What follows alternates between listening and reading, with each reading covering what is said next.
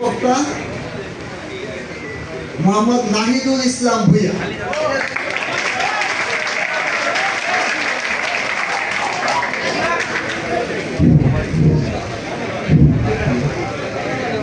সভাপতি শোনা যাচ্ছে।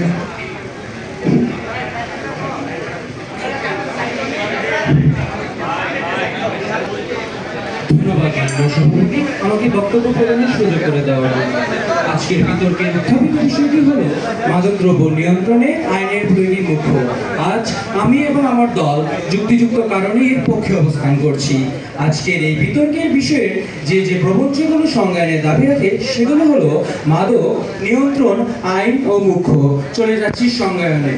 মাননীয় সভাপতি, এখানে মাদক বলতে বোঝাতে চাচ্ছি এটি এমন এক ধরনের রাসায়নিক সামগ্রী যা মানবদেহে গ্রহণ করলে মস্তিষ্কের কার্যক্রমে প্রভাব ফেলে এবং সাময়িকভাবে মানসিক ও শারীরিক পরিবর্তন ঘটায়।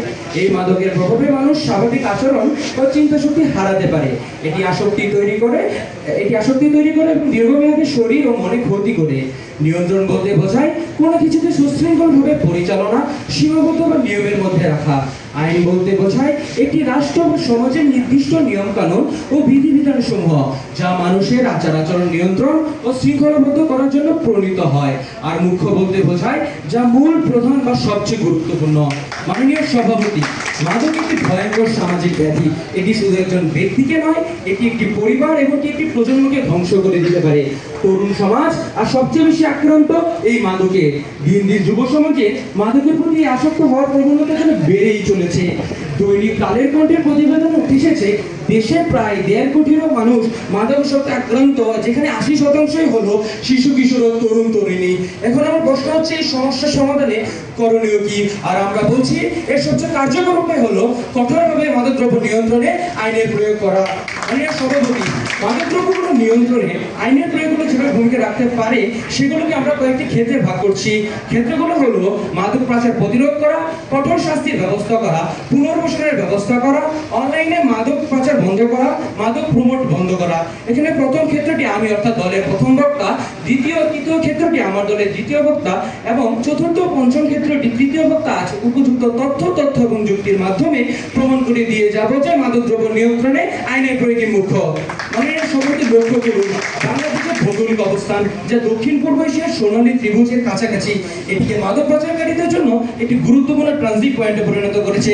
তাই এই সমস্যা মোকাবেলার জন্য আমাদের গৃহীত পদক্ষেপগুলোকে অবশ্যই হতে হবে সুসংগঠিত, আধুনিক এবং কার্যকর।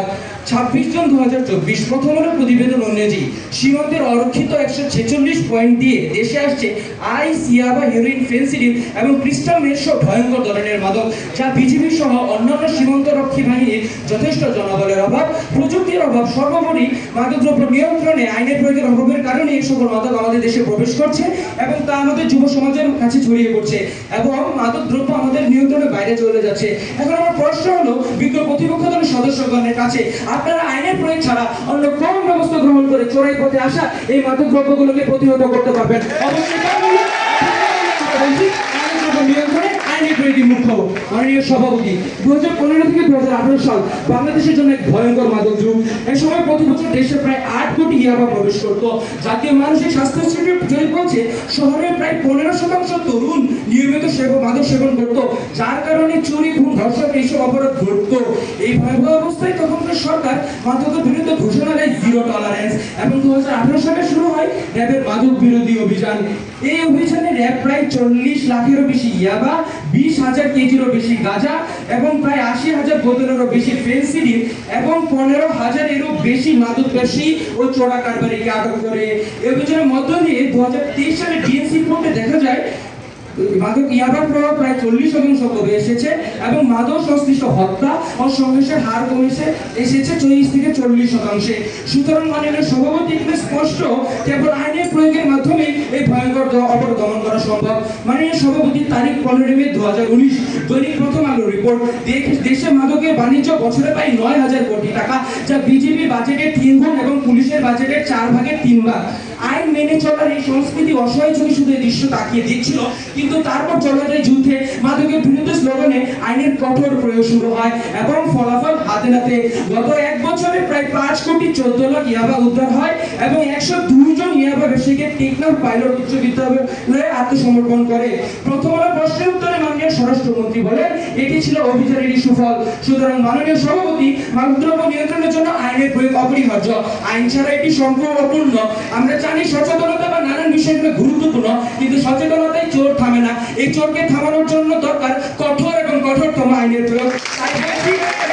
তাই সেখানে আইনের লাঠি ও প্রতিরোধের একমাত্র ঢাল। ধন্যবাদ মাননীয় সভাপতি, ধন্যবাদ সবাইকে। বিপক্ষ দলের প্রথম বক্তা মেহবুবা জান্নাত লিজা, তাকে তার বক্তব্য উপস্থাপনের জন্য আহ্বান করছি।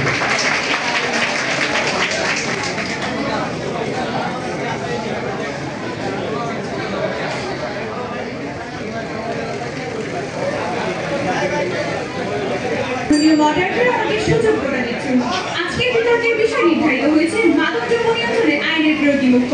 বিপক্ষে বলছি, মাননীয় মডারেটর, মাদকদ্রব্য নিয়ন্ত্রণে আজকে আইনের প্রয়োগই যদি মুখ্য হতো, তাহলে মাদকদ্রব্য নিয়ন্ত্রণ অধিদপ্তর আজকের এই বিতর্কের আয়োজন করতো না। আজ আইনের প্রয়োগ ব্যর্থ, হ্যাঁ আজকের এই বিতর্কের আয়োজন, আর এটি আমাদের আজকের বিরোধিতার জায়গা। আজ আমি এবং আমার দল প্রমাণ করে যাবো আইনের প্রয়োগের ব্যর্থতা এবং মাদক নিয়ন্ত্রণে সামাজিক সচেতনতা এবং কেবল সচেতনতাই মুখ্য। মাননীয় মডারেটর, আজকের বিতর্কের বিষয়টিকে চারটি প্রপঞ্চে ভাগ করেছি: মাদকদ্রব্য নিয়ন্ত্রণ, আইনের প্রয়োগ এবং চলে যাচ্ছে সংজ্ঞায়ন। মাদক এক ধরনের নেশা। নেশা একটি নাম কোনো বস্তু বা দ্রব্যের শিরোনাম নয়।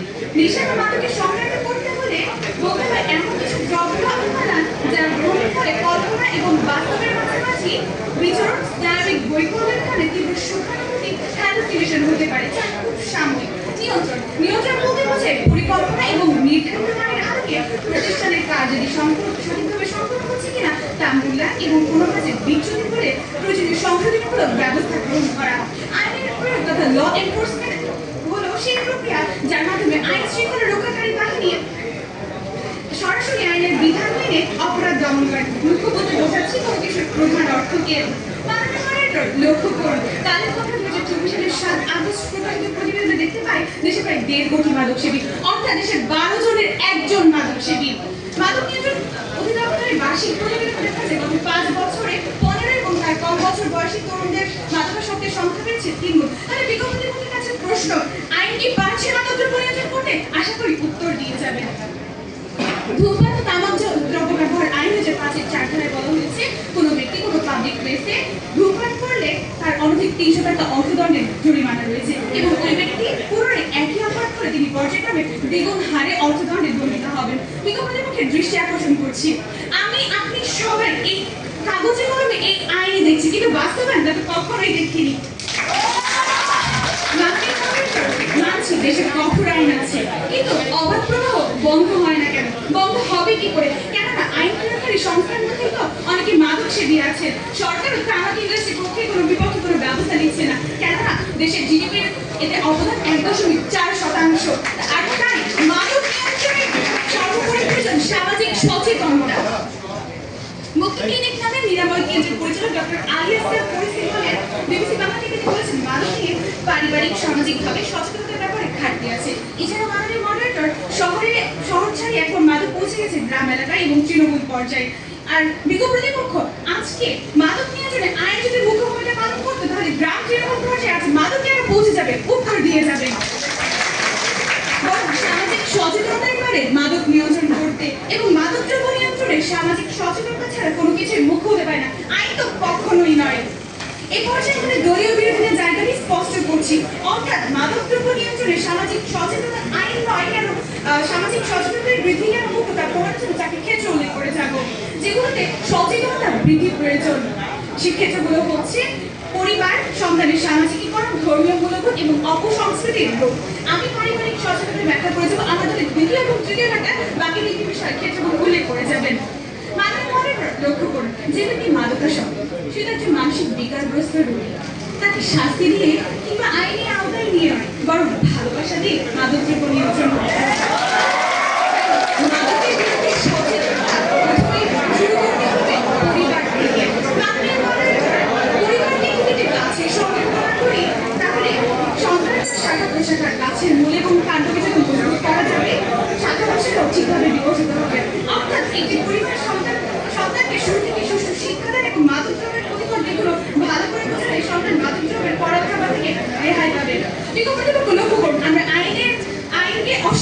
বুঝি না, কিন্তু মাদকদ্রব্য নিয়ন্ত্রণে আইন কখনো মুখ্য হতে পারে না, বরং সামাজিক সচেতনতা এবং কেবল সচেতনতাই মাদকদ্রব্য নিয়ন্ত্রণে মুখ্য ভূমিকা পালন করবে। পরিশেষে কবি সুকান্ত ভট্টাচার্যের ছাড়পত্র কবিতার কিছু পংক্তি আবৃত্তি করছি। এসেছে নতুন শিশু, তাকে ছেড়ে দিতে হবে স্থান। জীর্ণ পৃথিবীতে ব্যর্থ আর মৃত্যু আর ধ্বংসস্তূপ পেটে চলে যেতে হবে, চলে যাবে। তবু আজ যতক্ষণ বেঁধে আছে প্রাণপণে পৃথিবীর সর্বচঞ্চল। এই পৃথিবীকে শিশুর বাসযোগ্য করে যাবো আমি নবজাতকের কাছে আমার দৃঢ় অঙ্গীকার। ধন্যবাদ মাননীয় মহোদয়। শোনা যাচ্ছে 14ই মার্চ 2025 দৈনিক কালিয়া কণ্ঠের সংবাদ। নেশার টাকা না পেয়ে মাদকাসক্ত রাজি খুন করে তার আপন মমতামী মা গজিয়া সুলতান। ঘটনাটি বাংলাদেশের টাঙ্গাইল জেলার মধুপুর উপজেলার মহিষালী গ্রাম। মাননীয় সভাপতি, সচেতনতার মাধ্যমে মাদকদ্রব্য নিয়ন্ত্রণে এটি হলো বর্তমানে বাস্তব চিত্র।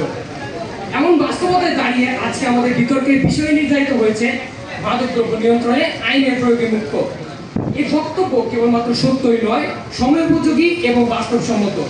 কিন্তু মাননীয় সভাপতি, আমার বিপক্ষ দলের প্রথম বক্তা তার বক্তব্যে উল্লেখ করে গেলেন মাদকদ্রব্য নিয়ন্ত্রণের নাকি আইনের প্রয়োগের থেকে সামাজিক সচেতনতা বেশি প্রয়োজন। তিনি উল্লেখ করতে চাইলেন আইনের প্রয়োগ আজ ব্যর্থ, সেই কারণে মাদকদ্রব্য নিয়ন্ত্রণে আসছে না। হাস্যকর হলেও সত্য, এটি তো আমাদের পয়েন্ট মাননীয় সভাপতি। আমরা তো বলছি আজকে আমাদের দেশে আইন রয়েছে, কিন্তু আইনের যথাযথ প্রয়োগ নেই। আইনের যথাযথ প্রয়োগ যদি আজকে থাকতো, তাহলে আজকে বাংলাদেশে 146টি পয়েন্ট থেকে নিয়মিত দেশে মাদক ঢুকতো না।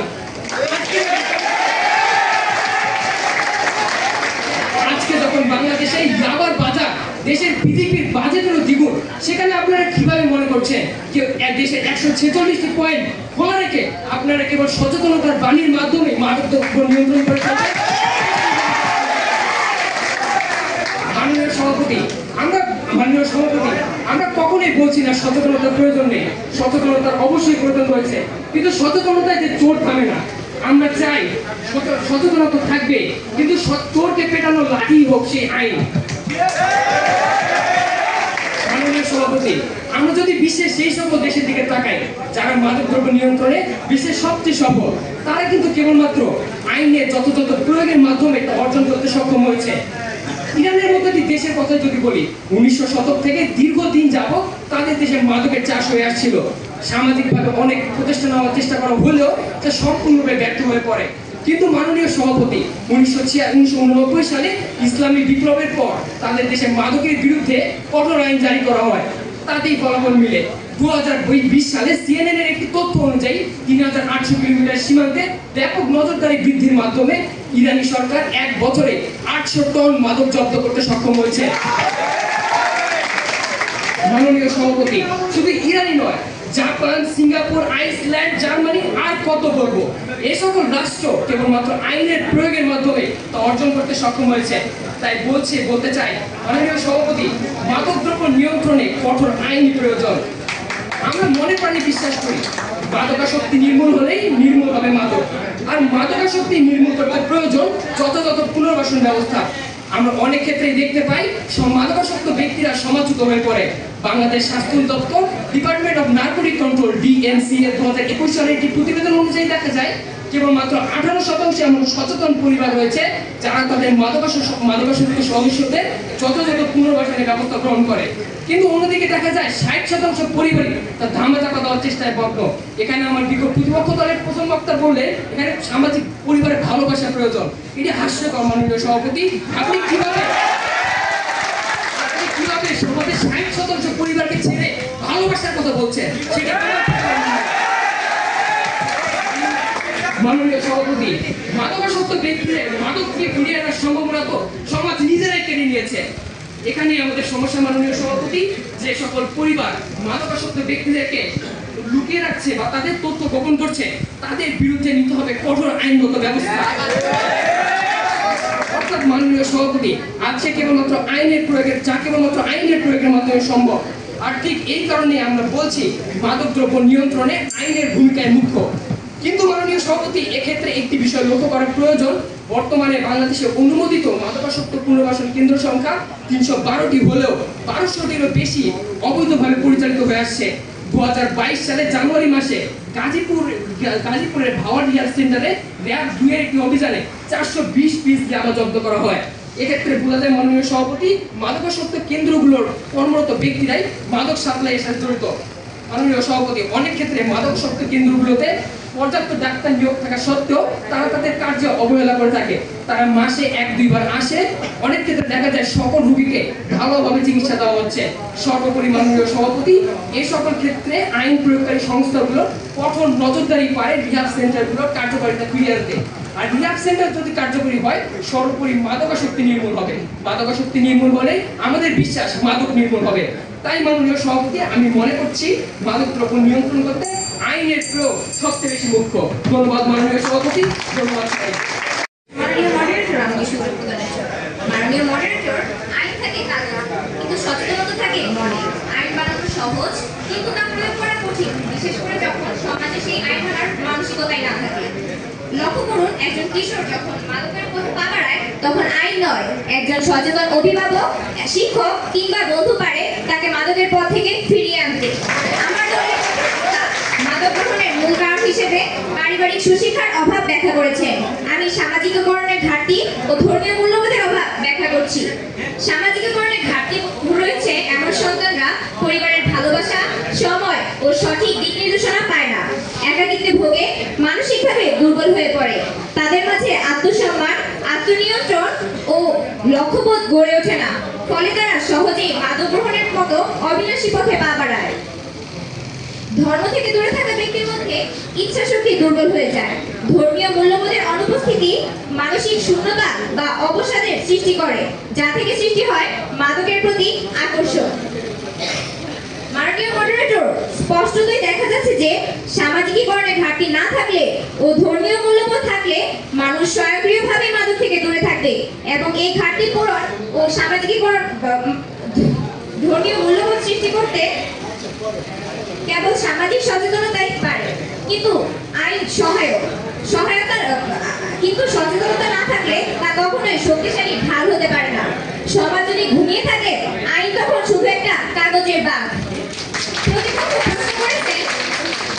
প্রতিপক্ষ প্রশ্ন করেছেন, আইন ছাড়া চোরাচালান বন্ধ করবো কিভাবে? সঙ্গত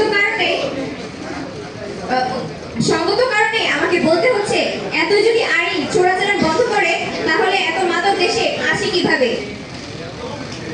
যেখানে হারায় চেতনা, সেখানে আমাদের বেদনা। হ্যাঁ মাননীয় মডারেটর, প্রতিপক্ষের চেতনা লোপ পেয়েছে বলে তারা মাদক নিয়ন্ত্রণে আইনের প্রয়োগকে মুখ্য বিবেচনা করার মতো হাস্যকর যুক্তি উপস্থাপন করছে, এবং আমরা এতে অত্যন্ত বেদনা হতো। প্রতিপক্ষ শুধু পুলিশ দিয়ে তো যুদ্ধ জেতা যায় না, চাই সেনাবাহিনী। আর মাদক যুদ্ধের সেনাবাহিনী হচ্ছে সামাজিক সচেতনতা। আমাদের প্রতিপক্ষের যুক্তি এমন যেন একজন শিশু আগুনে হাত দিচ্ছে আর ওনারা বলছেন, চিন্তা করো না, দমকল আসছে। আমরা বলছি, আগুনের কাছে যেও না, সচেতন হও। প্রতিপক্ষ আইন প্রয়োগ করে যদি মাদক নিয়ন্ত্রণ করা যেত, তাহলে কিশোর গ্যাংয়ের হাতে কেন ইয়াবার প্যাকেট? শিক্ষা প্রতিষ্ঠানে কেন গাঁজা ছড়াছড়ি? প্রভাবশালী ধরা পড়েও ছাড়া পেয়ে যায়। আশা করছি উত্তর দিয়ে যাবে। তাই তো বলছি, আইন শুধু একটি ব্যাকআপ সিস্টেম, মূল চাবিকাঠি সামাজিক সচেতনতা। সমাজের প্রতিটি মানুষ যদি মাদকের বিরুদ্ধে জেগে ওঠে, তাহলে মাদক ব্যবসায়ী, কোনো প্ররোচক আর আমাদের সন্তানদের বিপথে নিতে পারবে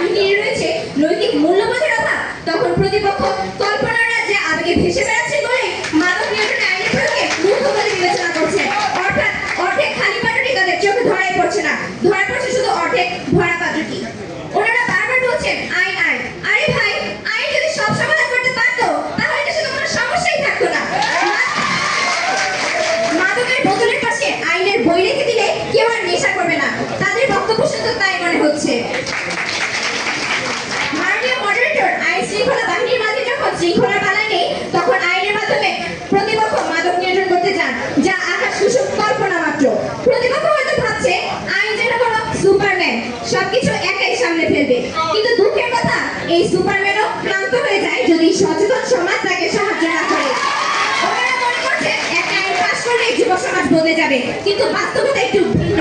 কিন্তু এগুলো মুখ্য নয়, পরিপূরক। মুখ্য হলো পরিবার, শিক্ষা, ধর্মীয় মূল্যবোধ, সর্বোপরি সামাজিক সচেতনতা। আমরা যদি এগুলো প্রস্তুত করতে পারি তবে মাদক নয়, আমাদের ভবিষ্যতে জিতবে। ধন্যবাদ মাননীয় মডারেটর, ধন্যবাদ সবাই।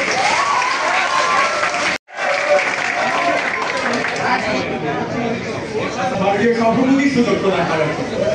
মাননীয় সভাপতি, আপনার নিশ্চয়ই মনে আছে এক সময় আমাদের এই বাংলায় হয়ে যাওয়া সেই নির্মম অমানবিক সতীদাহ প্রথার কথা, যে সতীদাহ প্রথা বন্ধের জন্য ঈশ্বরচন্দ্র বিদ্যাসাগর, রাজা রামমোহন রায়ের মতো মনীষীরা সারা বাংলা চষে বেরিয়েছিলেন মানুষের মাঝে এই জনসচেতনতা তৈরি করার জন্য, যাতে তারা এই সতীদাহ প্রথা থেকে বেরিয়ে আসে।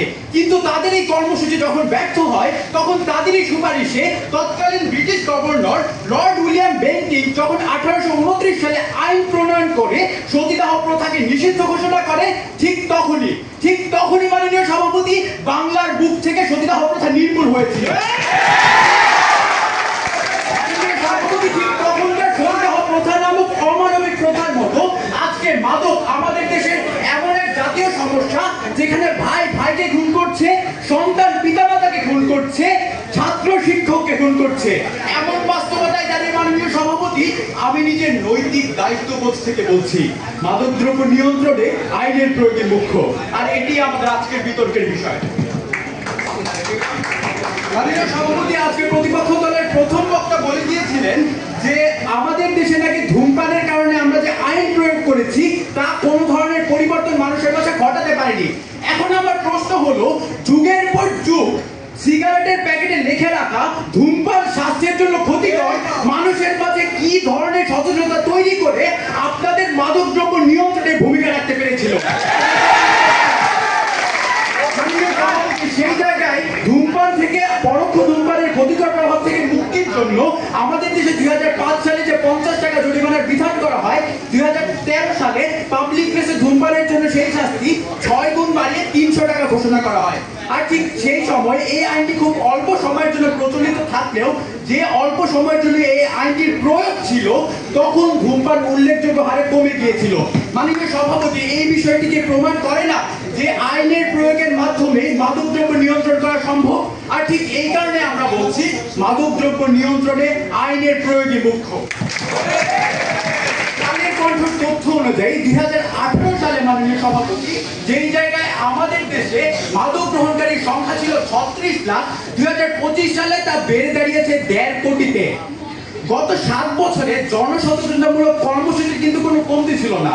উদাহরণস্বরূপ আমরা দেখতে পাই, শুধুমাত্র গত বছরেই 9,000-এর বেশি মাদক বিরোধী সেমিনার হয়েছে। গত 7 বছরে 28,000-এর বেশি শিক্ষা প্রতিষ্ঠানে মাদক বিরোধী কমিটি গঠন করা হয়েছে। পাশাপাশি টিভি অ্যাড, সিনেমা হল এবং বই পুস্তকে মাদক বিরোধী সচেতনতামূলক কর্মসূচি কিন্তু ছিলই। কিন্তু তবুও বিজ্ঞ প্রতিপক্ষ কেন তবুও গত 7 বছরে মাদকের প্রসার আমাদের দেশে এত বেশিভাবে, এত ব্যাপকভাবে বেড়ে গিয়েছে, তার কোনো সদুত্তর কি আপনাদের কাছে আছে? তার উত্তর আমি দিয়ে যাচ্ছি। গত 7 বছরে দেশে মাদক দ্রব্যের পরিমাণ এমন অভাবনীয়ভাবে বেড়েছে, কেননা আজকে মাদক পাচারকারীরা বেছে নিয়েছে অনলাইন মাদক পাচারের কৌশল। মাদক পাচারকারীরা আজকে বিটকয়েন, ক্রিপ্টোকারেন্সি সহ আরো অসংখ্যভাবে, এতভাবে তারা অভিনবভাবে পুলিশের চোখে ফাঁকি দিয়ে মাদক পাচার করছে, যার নমুনা যদি আমি এই আজকে বিতর্কের মঞ্চে দিতে চাই, তাহলে হয়তো আমার জন্য আজকে বিতর্কের মঞ্চে নির্ধারিত সময় শেষ হয়ে যাবে, তবুও এই নমুনা শেষ হবে না। আর ঠিক এই কারণে মাদক পাচারকারীদের বন্ধের জন্য কঠোর থেকে কঠোরতর আইন প্রয়োগ করতে হবে। আর ঠিক সেই কারণে আমরা বলছি, মাদকদ্রব্য নিয়ন্ত্রণে আইনের প্রয়োগই মুখ্য। মাননীয় সভাপতি, লক্ষ্য করুন, আমাদের দেশে যে মানুষটি দেশপ্রেমকে ভুলে গিয়ে যেখানে সেখানে ময়লা আবর্জনা ফেলে, ওয়েস্টার্ন কান্ট্রিগুলো কিংবা কোনো ফার্স্ট ওয়ার্ল্ড কান্ট্রিতে গিয়ে সেই লোকটি নিজের বিড়ালের প্রাকৃতিক বর্জ্য পর্যন্ত নির্দিষ্ট পলিথিন প্যাকেটে ভরে নির্দিষ্ট স্থানে গিয়ে ফেলে আসে। মাননীয় সভাপতি, সেখানে কেন তার চেতনার এত পরিবর্তন হয়? সেখানে আইনের প্রয়োগ রয়েছে, আইনের প্রয়োগ, তাদের শাস্তির ভয় রয়েছে। তাদের এই শাস্তির ভয়ের কারণে তারা ভয় পায় যে ওইখানে যদি আমি যেখানে সেখানে ময়লা ফেলি, তাহলে আমার বিরুদ্ধে কঠোর আইনি পদক্ষেপ গ্রহণ করা হবে। আর এভাবে আইনের প্রয়োগ মানুষের মাঝে জনসচেতনতা সৃষ্টি করতে পারে। আর আপনারা আজকে যে জনসচেতনতা সৃষ্টি করছেন, তা যে শুধুমাত্র শুধুমাত্র আইনের প্রয়োগের মাধ্যমে সম্ভব তা আমি তথ্যের মাধ্যমে দেখিয়ে গেলাম। আর ঠিক এই কারণে মাননীয় সভাপতি, দেশ এবং জাতির লক্ষ্যে আমি একটি কথাই বলতে চাই, মাদকদ্রব্য নিয়ন্ত্রণে আইনের প্রয়োগই মুখ্য। কলেজের দলনেতা কামরুন নাহার শ্রাবণীকে। প্রথম থেকে ওরা ফ্রিতে ইয়াবা এনে দিত, খাওয়ার ব্যবস্থা বন্ধুরাই করে দিত, জড়িয়ে পড়েছিলেন ভয়াবহ মাদকাসক্তে। ধন্যবাদ মাননীয় সভাপতি এবং যারা শুনছেন। বিতর্ক চলছে, প্রতিবাদ চলছে। মাদকদ্রব্য নিয়ন্ত্রণে আইনের প্রয়োগী মুখ্য বিপক্ষে বলছি। মাননীয় মডারেটর শুরুতে নারায়ণগঞ্জের যে তরুণীর কথা বলেছি, তিনি বিবিসি বাংলাকে জানিয়েছেন যে ইয়াবা খাওয়ার ক্ষতিকর দিকগুলি সম্পর্কে তাকে কেউ কখনো সামাজিকভাবে সচেতন করেনি। তবে নিজের অজান্তে যখন তিনি হয়ে পড়েছিলেন তীব্র মাদকাসক্ত, তখন তার পরিবার ও তার সমাজ সচেতনভাবে তার পাশে দাঁড়িয়ে তাকে সুস্থ করার চেষ্টা করে, তাকে রিহ্যাব সেন্টারে ভর্তি করে। এখন সে ফিরে এসেছে আমাদেরই মতো সুস্থ স্বাভাবিক জীবনে। মাননীয় মডারেটর, উক্ত তরুণীর সুস্থ জীবনে ফিরে আসার ঘটনা থেকে আমরা কি বুঝতে পারিনি যে মাদকদ্রব্য নিয়ন্ত্রণে কোনটি মুখ্য, আইনের প্রয়োগ নাকি সামাজিক সচেতনতা? হ্যাঁ মাননীয় মডারেটর, আমি আবারও দৃঢ়ভাবে বলতে চাই, মাদকদ্রব্য নিয়ন্ত্রণে আইনের প্রয়োগ নয়, বরং সামাজিক সচেতনতা, কেবল সামাজিক সচেতনতাই মুখ্য। মাননীয় মডারেটর, নারায়ণগঞ্জের উক্ত তরুণীর ন্যায় এমন আরো হাজার হাজার তরুণী রয়েছে যারা ঠিক এমনইভাবে সামাজিক সচেতনতার অভাবে জড়িয়ে পড়ছে মাদকের নীলছায়ায়। মাননীয় সভাপতি, ইতিপূর্বে আমার দলের প্রথম এবং দ্বিতীয় বক্তা যথাক্রমে সচেতনতা বৃদ্ধির তিনটি বিষয় ব্যক্ত করে গিয়েছেন। এখন চতুর্থ বিষয় অর্থাৎ মাদকদ্রব্য নিয়ন্ত্রণে প্রয়োজনীয় সচেতনতা বৃদ্ধির জন্য অপসংস্কৃতির প্রভাব কিভাবে বাধা সৃষ্টি করে সেটি ব্যাখ্যা করার দাবি রাখছি। সংস্কৃতি হলো এমন যা একটি জাতিকে দেয় নির্দিষ্ট রূপরেখা, দেয় নির্দিষ্ট কাঠামো। অপসংস্কৃতি ঠিক যেন তার বিপরীত। বর্তমানে সংস্কৃতির জায়গায় প্রায় সবকিছুই অপসংস্কৃতিতে ঢাকা, যার প্রমাণ আমরা দেখতে পাই বিভিন্ন টিভি চ্যানেলগুলোতে, যেখানে মাদক বিরোধী সম্প্রচার চালানোর পরিবর্তে এমন অনেক দৃশ্যপট দেখানো হয় যাতে গুটি কয়েক ব্যক্তি কিংবা ব্যক্তি গোষ্ঠী ধূমপান ছাড়াও গ্রহণ করছেন ভয়ানক নেশাদ্রব্য। এসব অপসংস্কৃতি মাদক সেবনে উদ্বুদ্ধ করছে আমাদের যুব সমাজকে এবং সেই সাথে নষ্ট করছে আমাদের সামাজিক জনসচেতনতার ভাবমূর্তি। পরিশেষে একজন অসচেতন মানুষই এগিয়ে যায় মাদকের দিকে। এবার মূল বক্তব্যে আসি। মাননীয় মডারেটর, প্রশ্ন যখন আইনের প্রয়োগ মুখ্য কিনা, তখন চোখে পড়ল এক প্রতিবেদন যেখানে উল্লেখ রয়েছে আইন শৃঙ্খলা বাহিনী ও মাদক নিয়ন্ত্রণ অধিদপ্তরের একাধিক মাঠ পর্যায়ের কর্মকর্তারা বলেছে সকলকে পুরোপুরিভাবে সচেতন করা না গেলে মাদকে কোনোদিনই নিয়ন্ত্রণ করা সম্ভব নয়। 2025 প্রতিদিনের সংবাদ। মাননীয় সভাপতি, আইনের লোকেরা যখন এই বিবৃতি দেন, তখন সামাজিক সচেতনতার বাহুল্যতা সম্পর্কে নতুন করে কিছু বলার দাবি রাখছি না। এবার আপনারা যে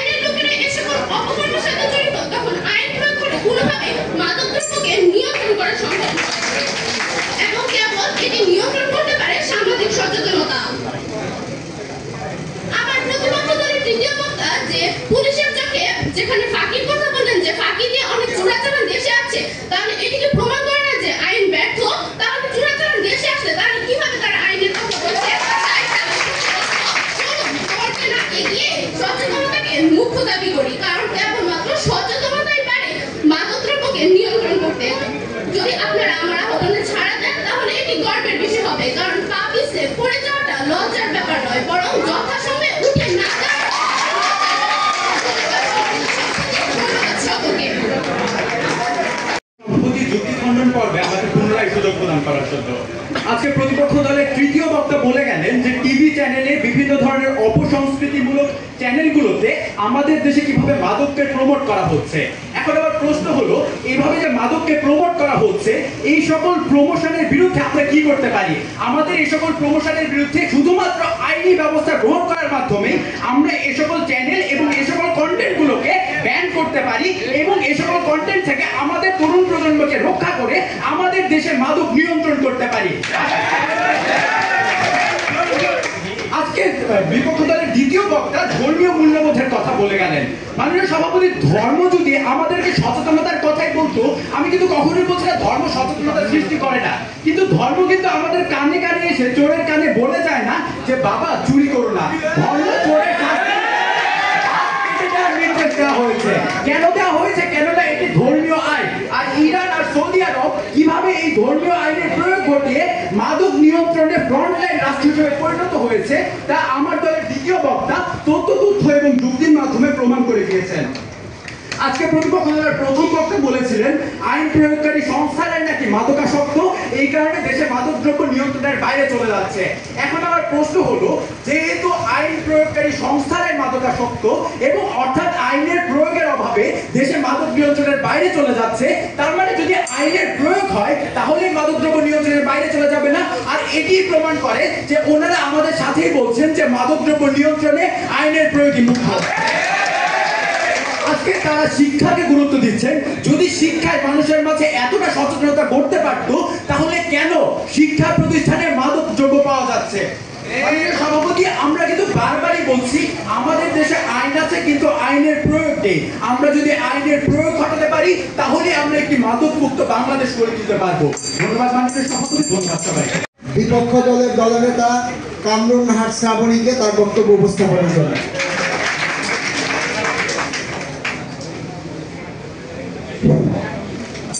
সত্যকে জানিব, সত্যকে মানিব বলে এই তর্ক করি, তর্কের খাতিরে সত্যকে মিথ্যা আর মিথ্যাকে সত্য বলে তারা ভাসাচ্ছেন ডুবন্ত তরী। ধন্যবাদ মাননীয় মডারেটর আমাকে আবারও সুযোগ দানের জন্য। আবারও কিছু তথ্য উপস্থাপন করতে চাই। শুরুতেই জাতিসংঘের একটি পরিসংখ্যান। জাতিসংঘের মাদক নিয়ন্ত্রণ সংস্থা ইউএনওডিসির মতে যত মাদক বিক্রি হয় তার মাত্র 10% আটক করা সম্ভব হয় আইন শৃঙ্খলা বাহিনী দ্বারা। বাকি 90% সম্ভব হবে যদি সর্বস্তরের জনগোষ্ঠীর মধ্যে নিশ্চিত করা যায় সামাজিক সচেতনতা, তথ্যচিত্র, দৈনিক শিক্ষা। উচ্চ মাধ্যমিক শ্রেণীর একজন শিক্ষার্থী হয়ে আমার প্রতিপক্ষ দল আপনারা নিশ্চয়ই 90 আর 10-এর পার্থক্যটা ভালোভাবে বুঝতে পারেন। আর এই পার্থক্যই প্রমাণ করে দেয় যে মাদকদ্রব্য নিয়ন্ত্রণে আইন নয় বরং সামাজিক সচেতনতাই মুখ্য। আপনারা যদি তারপরে ওই কলঙ্কিত আইনকে মুখ্য দাবি করেন, তাহলে আপনাদের সতর্ক করে দিয়ে একটি কথাই বলতে চাই যে আপনারা কানাগুরুর ভিন্ন পথ অনুসরণ করছেন। তা যদি আপনারা সচেতন না হয়ে আইনের পক্ষে থাকেন, তবে আপনাদের যুক্তি এটাই প্রমাণ করে দেয় যেন সমাজ নেই, মানুষ নেই, বিবেক নেই, রয়েছে শুধু পুলিশ, আদালত আর হ্যান্ডকাপ। তবে তাহলেই হলে এটি হবে কারাগার, সমাজ নয়। সমাজ যদি রূপ নেয় কারাগারে, মানুষ রূপ নেবে বিবেকহীনতায়, আর এই বিবেকহীনতা তাকে করে দিবে সামাজিকভাবে অসচেতন, যা তাকে মাদকের প্রতি আরো উৎসাহিত করে তুলবে। মাননীয় মডারেটর, যখন নিশ্চিত হবে সর্বস্তরের সচেতনতা, তখন আমি সচেতন হব, আপনি সচেতন হবেন, সচেতন হবে আমাদের পুরো বাংলাদেশ। তাই নিজে সচেতন হই, নিজে মাদক থেকে দূরে থাকি, অন্যকে মাদক থেকে দূরে রাখতে সচেতন করি। তারপরে যদি প্রাপ্য প্রতিপক্ষ আইনকে মুখ্য দাবি করেন, তাহলে মাননীয় মডারেটর তার হয়তো চোখ বন্ধ করে রাখতে পারেন। কিন্তু আজ 18 কোটি বাঙালির সাথে মাননীয় মডারেটর আপনার চোখটিও খোলা রয়েছে। আপনিও জানতে পারবেন যে মাদক আইনের প্রয়োগ নয় বরং কি আমাদের সচেতনতাই পারে মুখ্য ভূমিকা রাখতে। ধন্যবাদ মাননীয় মডারেটর। ধন্যবাদ কামরুন নাহার শ্রাবণী। পর্বটি শেষ হয়েছে। বিতর্কের পর সবাই ফলাফল জানতে উদ্গ্রীব থাকে। আমরা চলে যাচ্ছি সরাসরি ফলাফলে। ফলাফল হাতে এসেছে। এটি প্রীতি বিতর্ক এবং এখানে আমরা দুই দলকে যুগ্ম চ্যাম্পিয়ন ঘোষণা করছি। আমরা যুগ্ম চ্যাম্পিয়ন ঘোষণা করছি পক্ষ দল আহত মোহন কলেজ এবং বিপক্ষ দল মোহন সরকারি।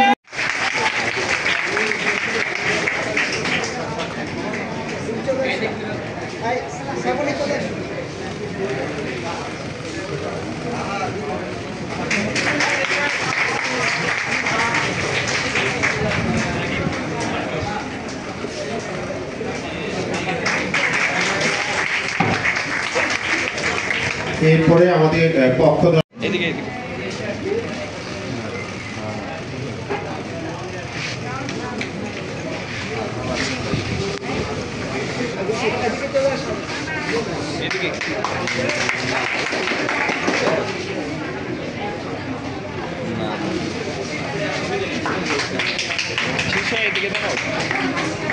এদিকে এদিকে